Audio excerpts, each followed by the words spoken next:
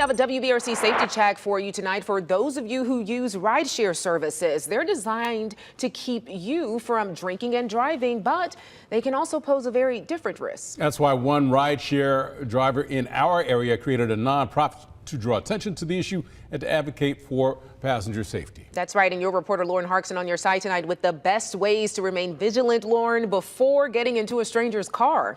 Yeah, Brittany, Steve, this is important. The nonprofit Backseat Drivers of Alabama is based in Coleman, but its founder has given thousands of rides all over central Alabama for multiple rideshare companies. When he visits Tuscaloosa and Auburn during home football game weekends, he says this is when many young women are most vulnerable, and he wants to do what he can to keep them safe.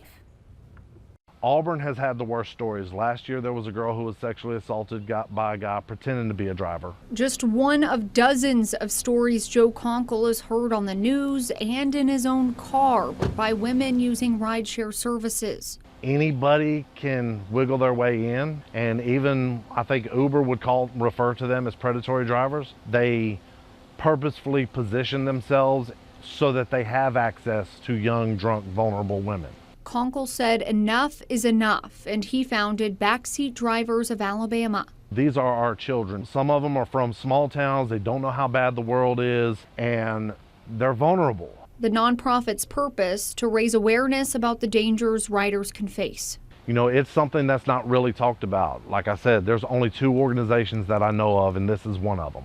Whenever a passenger gets in his car, this is the flyer he hands them, filled with the best ways to keep yourself safe. The passengers need to have some kind of power in their hands to be able to do something about it, and they need to know what they can do.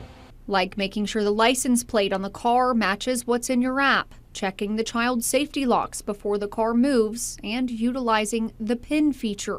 You can go in your app, go in your safety features, and every time if you turn on the PIN feature, every time you get an Uber, your app will generate a 4-digit PIN for you to give the driver. Give the PIN before you get into the vehicle. Get the driver to roll down the window, give them the PIN, and once they put the PIN in, play stupid and say, I don't know if I got my address in there correctly. Could you tell me what the address is? We cannot see the actual address until we put the PIN in. We can't start the ride until we put the PIN in. So Conkle is looking for more people to join in on this effort and raising awareness about passenger safety in the rideshare world. So if that's of interest to you, you can check out the WBRC News app. I'll have more information there about how you can get involved. Steve.